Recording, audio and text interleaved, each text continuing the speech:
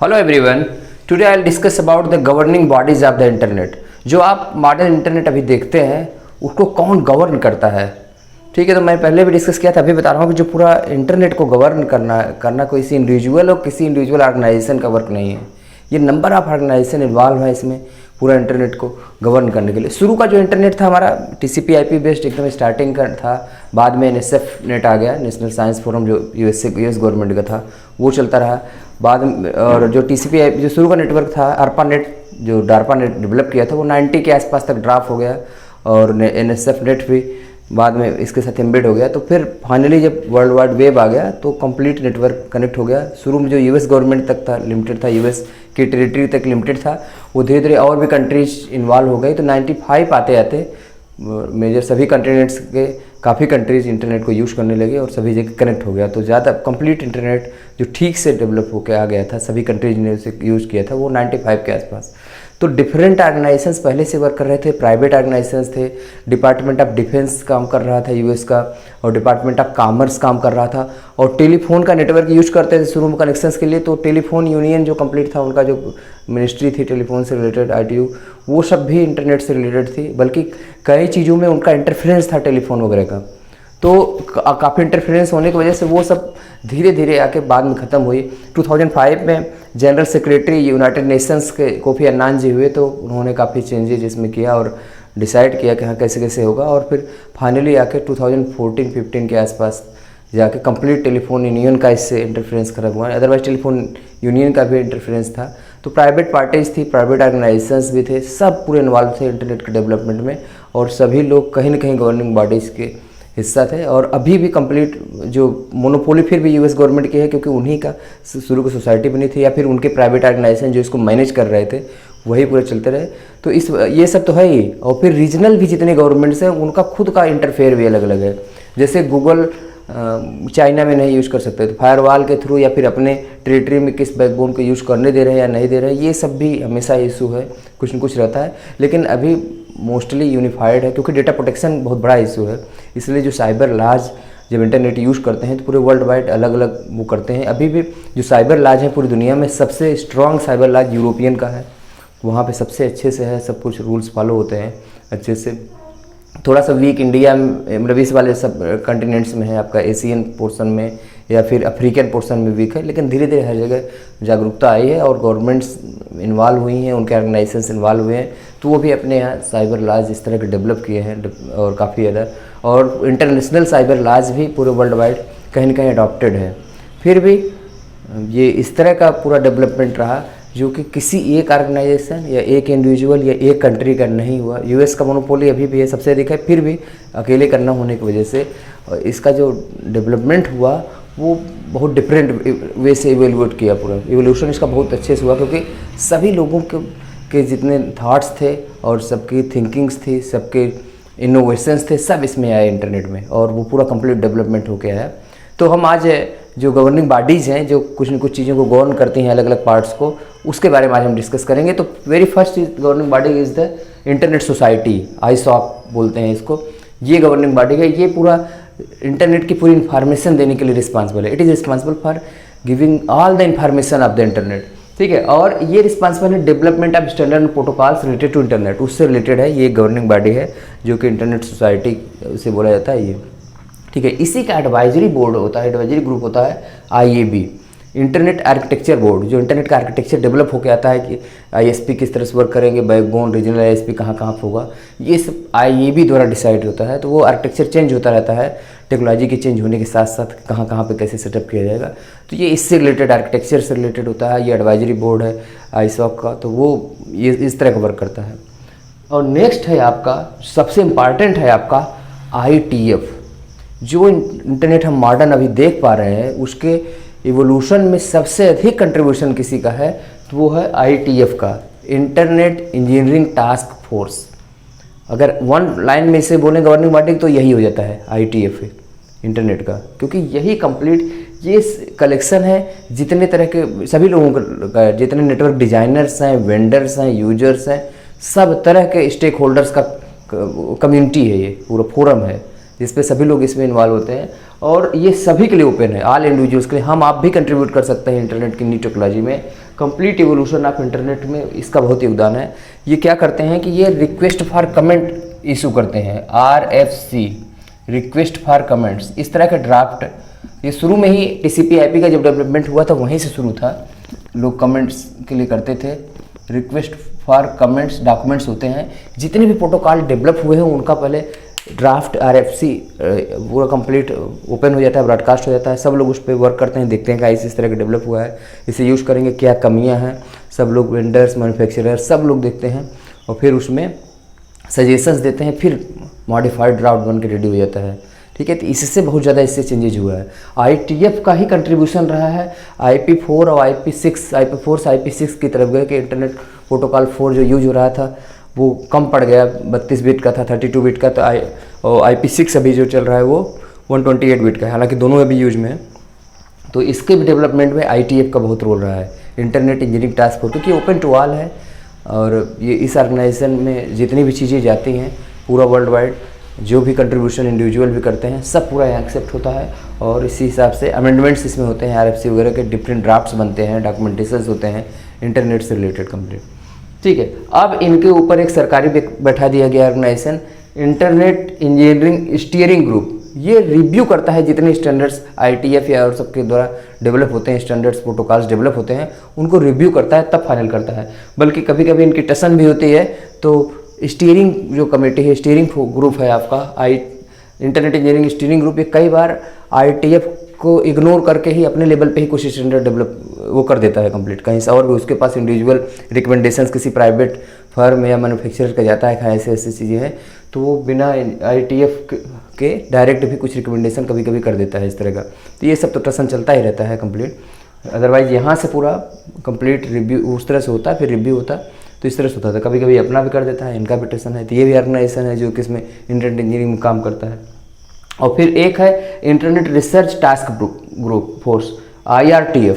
ये future of internet पे काम करता है, मीन्स आगे का काफ़ी सोचता है कि अब क्या ये चीज़ें हो जाएंगी तो क्या होगा, तो उससे रिलेटेड रिसर्च पे पूरा वर्क करता रहता है। ये भी चीज़ें जब फिर IETF के पास जाते हैं और जब वो जाती हैं तो फिर उससे रिलेटेड स्टैंडर्ड्स आते हैं। तो IRTF में नई चीज़ें, स्टार्टअप्स इंटरनेट में क्या क्या हैं, इनोवेशंस क्या हैं, वो कई चीज़ें इसमें यहाँ से आती हैं। फ्यूचर ऑफ इंटरनेट पूरा कंप्लीट वर्क है इसका IRTF का। और एक ये बहुत इंपॉर्टेंट है जिसका हमें आपको ज़रूरत पड़ती है यहीं से, ये है इंटरनेट असाइंड नेटवर्क अथॉरिटी। कभी कभी इसी को सबसे बड़ा अथॉरिटी मान लिया जाता है इंटरनेट का, क्योंकि ऐसे है भी बहुत बड़ी अथॉरिटी कि ये IP एड्रेसेज अलॉट करता है, अलॉटेड द IP एड्रेसेज। जितने भी इंटरनेट प्रोटोकॉल के एड्रेसेज होते हैं उनको लिमिटेड है, तो सभी किसी ऑर्गेनाइजेशन को, इंडिविजुअल को, बिजनेस को, किस किस तरह से किस कंट्री का है, सब कुछ अलॉटमेंट का जिम्मा IANA का है। तो इंटरनेट असाइंड नंबर अथॉरिटी यही IP एड्रेस का को अलॉट करता है, अलॉटमेंट ये करता है। तो इसलिए बहुत ज़्यादा इससे लोगों की ज़रूरत होती है, जिनको भी लेना है इसी ऑर्गेनाइजेशन के थ्रू करते हैं, इसी को पे करते हैं IP एड्रेस के लिए, और यहीं से हमें अलॉट होता है। IP एड्रेसेस क्या होते हैं और कैसे से कैटेगरीज होती हैं, किस तरह से हमें मिलता है, वो सब वो अलग अलग इशू है, फिर किसी डिस्कशन में बताएंगे आपको। तो ये IP एड्रेस है आपका, टेलीफोन नंबर जैसे हमें अलॉट होता है उसी तरह का IP एड्रेस भी जान लीजिए वो होता है। ठीक है, लेकिन हम इतने ज़्यादा IP एड्रेस याद कर नहीं सकते, इसलिए उनका डोमेन नेम होता है। जैसे google.co.in है तो IP एड्रेस उसके कई होंगे, वो ठीक है, लेकिन उसका नाम जो डोमेन नेम है जिससे हम जानेंगे ये है, या फिर कोई भी IP होगी तो उससे नाम से जानेंगे। वेबसाइट का कोई एड्रेस है, आपके ऑर्गेनाइजेशन का है या कुछ है, तो वो हमें नेम से याद रखना चाहिए। जैसे आप अपना नाम, किसी का फ़ोन नंबर तो याद रख नहीं पाएंगे, सब नाम सेव कर लेते हैं, इसी तरह से वो डोमेन नेम जो सेव करते हैं, और डोमेन नेम से रिलेटेड जो पूरा इन्फॉर्मेशन रखता है जो ऑर्गेनाइजेशन, वो होता है इंटरनेट नेटवर्क इन्फॉर्मेशन सेंटर, इंटरनिक बोलते हैं इसको, जो डोमेन नेम के लिए रिस्पॉन्सिबल है। तो ये दोनों कोलैबोरेशन में ही होते हैं। IP एड्रेस अलॉटमेंट होगा, फिर उसका डोमेन नेम अलॉट होगा। ठीक है, तो डोमेन नेम इंटरनिक से होता है आपका, डिफरेंट डोमेन नेम डिसाइड होते हैं। तो कई ऑर्गेनाइजेशन ऐसी हैं जो कि डोमेन नेम्स एक्वायर कर लेती हैं, उसे फिर उसी में से डिस्ट्रीब्यूट करती रहती हैं। ठीक है, बीच में मीडिएटर इस तरह के ऑर्गेनाइजेशन हैं, godaddy.com या फिर ऐसे भी डोमेन नेम रजिस्ट्रेशन के बहुत साइट्स हैं जो कि डोमेन नेम देखती हैं, एवेलेबिलिटी होती है तो अपने लेवल पे देती हैं। ठीक है, डायरेक्ट हम तो हर जगह परचेज कर नहीं सकते पूरे दुनिया वाले एक ही जगह से। ठीक है, तो इसलिए सब हैं जो कि इन सब चीज़ों को देखती हैं। तो ये डोमेन नेम से रिलेटेड वर्क करता है। और फिर लास्ट जो यूजर एंड पे बहुत ज़रूरत इसकी पड़ती है वो है W3C, world wide web consortium. It is responsible for all the developments of WWW, web के लिए, वेब के डेवलपमेंट के लिए, वेबसाइट्स के डेवलपमेंट के लिए, वेब पेजेस के डेवलपमेंट्स के लिए जितनी भी टेक्नोलॉजी चेंज होती जा रही है, इसके प्रोटोकॉल्स वगैरह जितनी भी चीज़ें आई, HTML आया, HTML का 5 स्टैंडर्ड चल रहा है, कैस्केडिंग स्टाइल से CSS आया, आपका जावास्क्रिप्ट आया, एंगुलर JS, नोड JS, सब कुछ जिसमें आ रहा है, बूटस्ट्रैप, सब कुछ PHP, जितनी भी टेक्नोलॉजी नई आ रही हैं उससे रिलेटेड एक रिलेवेंट पूरा इन्फॉर्मेशन सब कुछ W3C में है, ठीक है। और इस पर बहुत वीडियोज और लर्निंग टूल्स, लर्निंग पड़े हुए हैं। आप पढ़ना सीखना चाहेंगे वेब डेवलपमेंट में सब चीज़ें, तो W3C की साइट पे जा सकते हैं आप। इसमें वेब डेवलपमेंट से रिलेटेड जितनी भी लेटेस्ट थिंग्स हैं सब कुछ है। HTML, फिर DHTML, XML, HTML5 का वर्जन हो गया, CSS, जावास्क्रिप्ट, जो भी चीज़ें डेवलप हैं, PHP वगैरह, सब चीज़ें इस पे हैं वेब डेवलपमेंट से रिलेटेड, ठीक है। तो सब कुछ इस पे मिल जाता है, क्योंकि ये पूरा इसी के लिए रिस्पॉन्सिबल है कि वेब पेजेस कैसे रन करेंगे। ये तो एक बेसिक आइडिया था कि इस तरह से गवर्निंग बॉडीज़ हैं इंटरनेट की, ये सब चलेगा ही। इसके अलावा रीजनल सेंटर्स भी हो यहाँ पे, जो कि रीजनली चीज़ों को मैनेज करते हैं, साइबर लॉज से लेकर हर चीज़। तो 5 सेंटर बेसिकली हैं। 1 सेंटर सिर्फ नॉर्थ अमेरिका के लिए है। जो रीजनल सेंटर्स हैं, सभी सोसाइटीज़ का अलग अलग नाम है। तो एक नॉर्थ अमेरिका का, एक लैटिन अमेरिका और सेंट्रल अमेरिका। लैटिन अमेरिका में साउथ अमेरिका जो वाला पोर्सन है, ब्राज़ील, अर्जेंटीना, ये सब पोर्सन, और सेंट्रल अमेरिका में वेस्ट इंडीज़ वगैरह ये सब कंट्रीज है, उन सबको कवर करता है। 2 तो वहाँ हो गए। एक अफ्रीकन नेटवर्क के लिए यूज होता है, 3 हो गया आपका। एक 4th है आपका एशियन नेटवर्क के लिए, एशिया वगैरह पोर्सन्स के लिए, एशिया पैसिफिक रीजन में, एक्चुअली पैसिफिक पोर्सन्स तक भी कवर करता है, एशिया पैसिफिक रीजन का होता है। एक होता है यूरोप और मिडिल ईस्ट एशिया या सेंट्रल एशिया का कुछ पोर्सन्स तक वो कवर करता है। तो ये 5 अलग से जो रीजनल सेंटर्स हैं वहाँ से भी अलॉटमेंट होता है। जो आपका IANA काम करता है वो तो पूरा वर्ल्ड वाइड है अलॉटमेंट, लेकिन ये 5 रीजनल सेंटर भी अपना RIR के नाम से फेमस हैं। ये भी रीजनल सेंटर्स हैं जिस पे वर्क होता है और उसमें अलॉटमेंट वगैरह सब होते हैं। तो ये वहाँ के रूल्स रेगुलेशंस भी वहाँ पे कंप्लीट करते हैं। इसलिए मैंने बताया कि यूरोपियन यूनियन वाला, यूरोपियन पोर्शंस में जो इंटरनेशनल साइबर लॉज हैं वो सबसे स्ट्रिक्ट हैं, ठीक है। ये अभी हमेशा टसन चलती ही रहती है।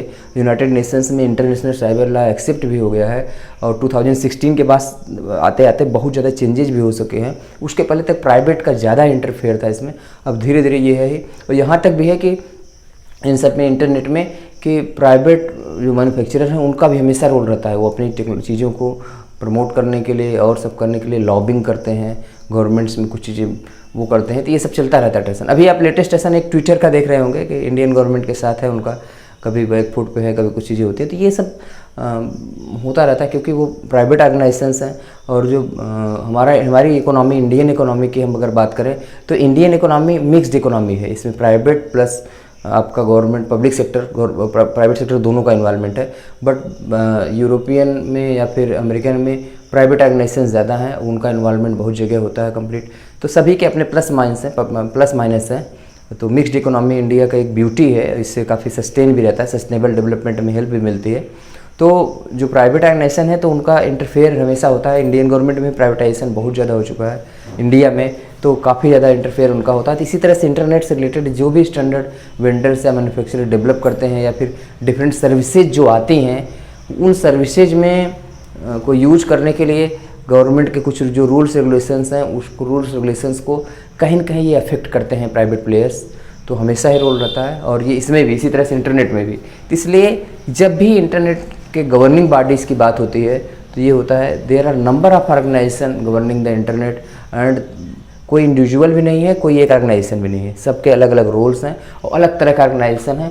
इनका भी अपने अपने में आपस में ओवरलैपिंग भी कई जगह होता है स्टैंडर्ड्स को लेके, तो वो भी टेंशन चलता रहता है, क्योंकि सब अलग अलग हैं और अलग तरह का इंटरफेयर है और अलग तरह से गवर्न होते हैं। लेकिन अल्टीमेटली यूजर्स को, हम यूजर्स को, क्लाइंट्स को लास्ट में ये टारगेट है कंप्लीट की सबको इस तरह से सीमलेस कम्युनिकेशन दिया जाए, प्राइवेसी दी जाए डेटा की, और ऐसा सब तरह कनेक्टेड हो, इन सब पे फोकस रहे। यही पूरा कंप्लीट अल्टीमेट गोल है इन ऑर्गेनाइजेशंस का। और फ्यूचर ऑफ इंटरनेट बहुत ब्राइट रहे और यूजफुल रहे ह्यूमन काइंड्स के लिए, ह्यूमन बींग्स के लिए।